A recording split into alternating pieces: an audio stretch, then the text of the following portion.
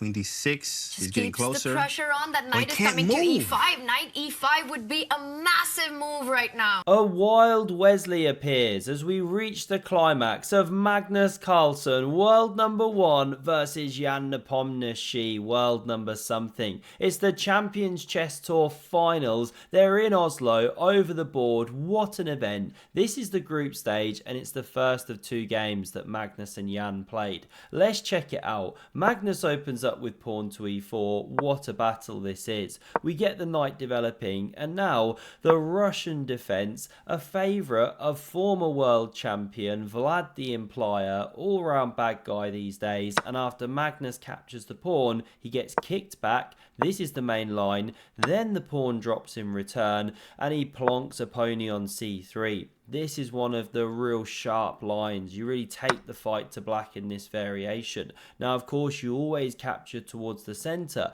except when you don't. These general managers, they know when to break the rules. Why is he doing this, Magnus Carlsen? Well, this is the point. You get rapid development, knight d7 played, the queen develops, look what's on the way, we love it, castles, and Andrea starts spinning the beats as we get opposite sides, kings castling. This is what we live for. Chess on the board such as this. A seahorse is spawned. The bishop's about to develop. Magnus pushes p on the king side there, ploughing down the board because obviously, bro, rook e8 very natural and bishop c4. Magnus wants to eat that king pawn. Looks very aggressive, so this one blocks the way. We see an exchange. The knight stumbles back, hits that bishop, and it retreats 1 square. You don't want to give it up. Look how it sprays in both directions now and dominates that knight. Same way a pawn dominates a knight if it sits 2 squares in front. So Jan plays the natural pawn to c ships, a real favourite amongst grandmasters,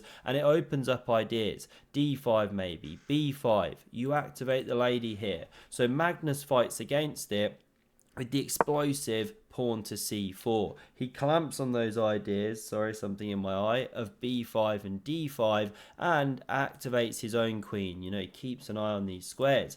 And now this is a real top move. This is when you know you're either a terrible player or a top grandmother. Bishop to f8, just tucking back, opening the eyes of the rook, and this one can always spring into action later on. So Magnus carries on, ploughing down the board, and h6, top move of Stock Squid, looked natural to my eyes as well, but I presume Jan did not like the thought of a quick g4, g5, maybe the rook's coming or something. Use that pawn as a hook, not nice. But the engine finds these ninja lines where you create this counterplay. We won't keep going deep, but there's some stuff going on.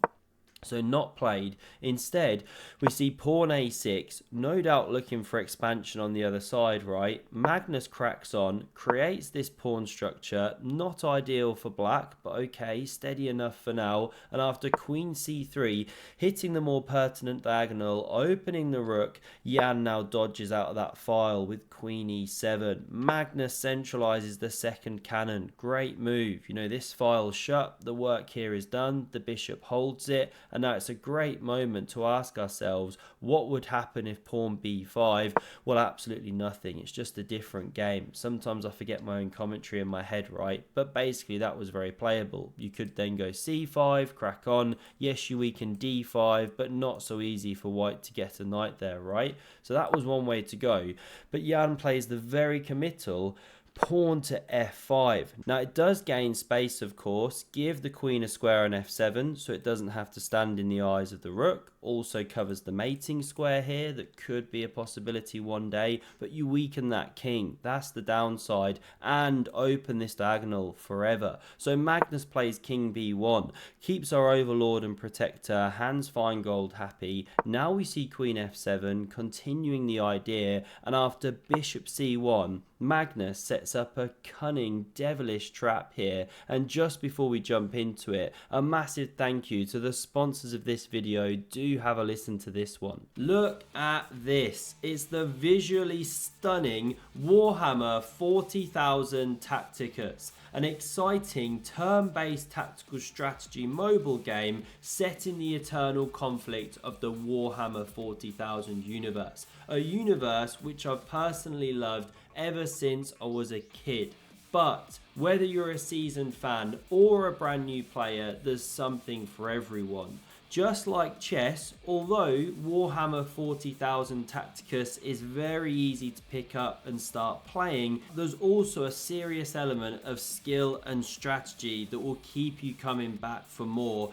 And not only can you assemble and lead 70 plus legendary Warhammer 40,000 champions from 17 playable factions, but you can also join a passionate community of gamers and Warhammer fans as you fight against or strategize with other players in high stake battles. So do not delay, try this game today. They're constantly introducing new features, exciting game modes, and if you use the code HAPPYDECK before 1st of January, then you get 2k gold and 50 Blackstone the moment you start playing the game. So Magnus, having just gone bishop c1, we have to ask ourselves, what if you now expand with b5? Looks so natural. Look at the rise of the bar. Where is that coming from? Well, this is the problem. You can go b4 or b3, but b4 even stronger, and the point is, where black just simply can't fight against this threat here. You know, if you take, this is the general idea, and what are you doing? And how are you fighting against that? If you don't take, well, you just don't really have a move. You know, what's the top suggestion?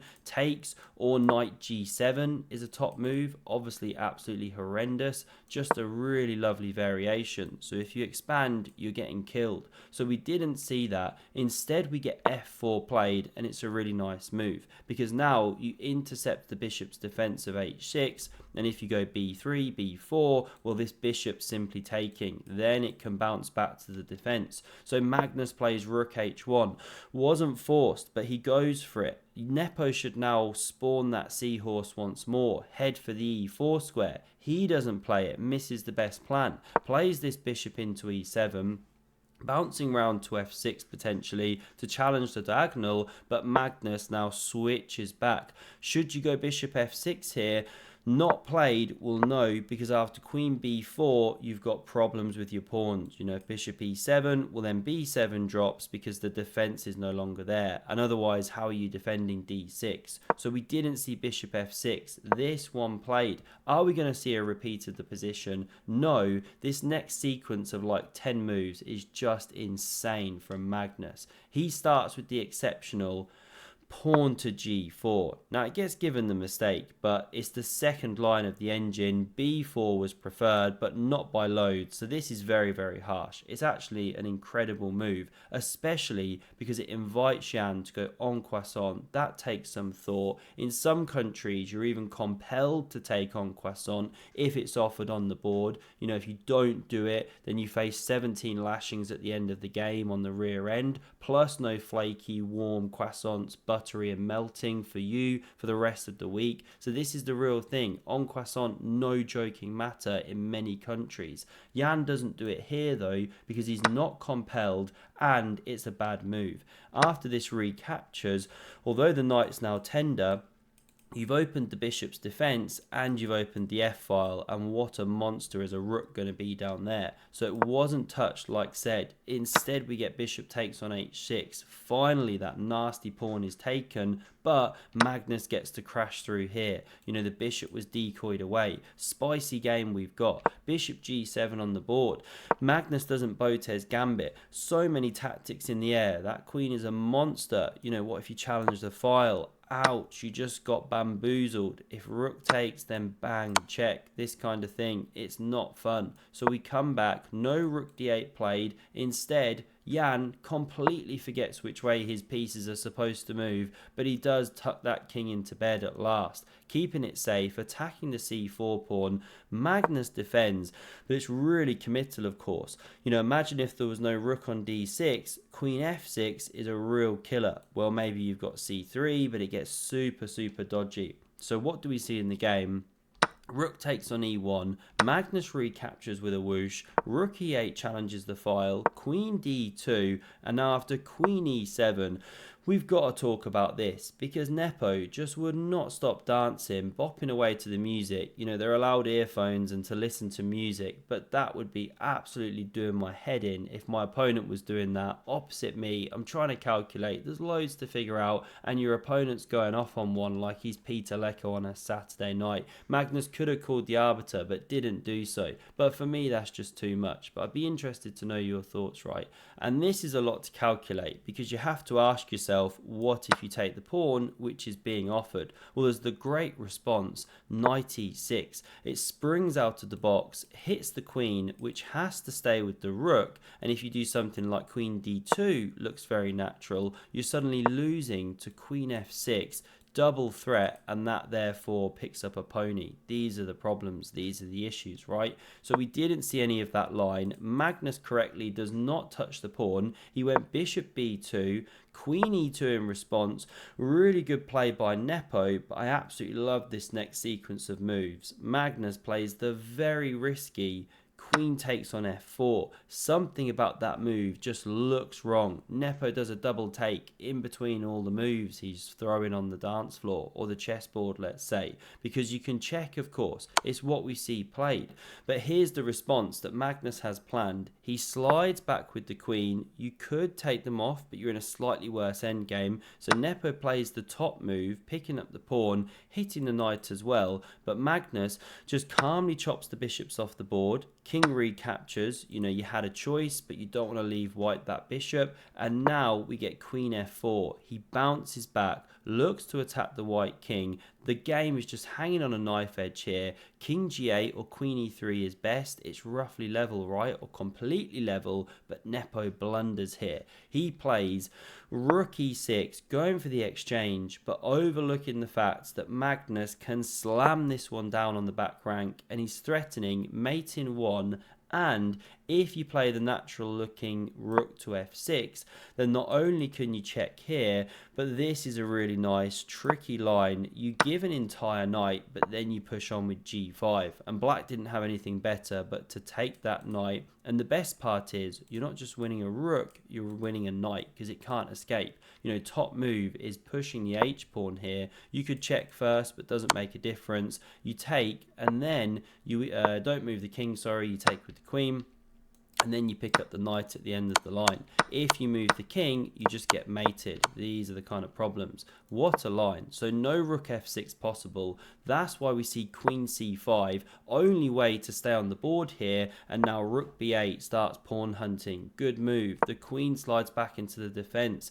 g5 from Magnus, clamping. He's better, but you've got to prove it here. And again, there's so many tricks. What if rook e4? That one rolls off the wrist, especially in blitz mode, which they're in now. Well, then you've got these really cute kind of tactics, deflection ideas, you know, this sort of thing. White's better in all the end games, so we didn't see this move played. Jan plays c5. He doesn't actually have tons of mushrooms. a4, a5, and you could wait with the king, but Magnus immediately shifts back, hits that pawn, defended with the rock solid camel toe pawn formation. We love to see it. Magnus now checks, king g8 played, bounces back, and we don't see a repeat from Nepo. He could have done so, not that Magnus would have repeated, but now we see this queen hit c7, attack that rook. It saves itself on the d file here. The queen bounces back, attacks the knight, and after queen d5, Magnus probing, doing everything right, but these top glamour models, they will hold on for dear life. Stalwart defensive players, you can play a move here which just holds the balance, rook d3, and because of the double whammy here, once you save the knight, wherever it goes, there's different lines. These queens come off the board and you breathe a sigh of relief because your king's not getting killed. But Nepo misses it.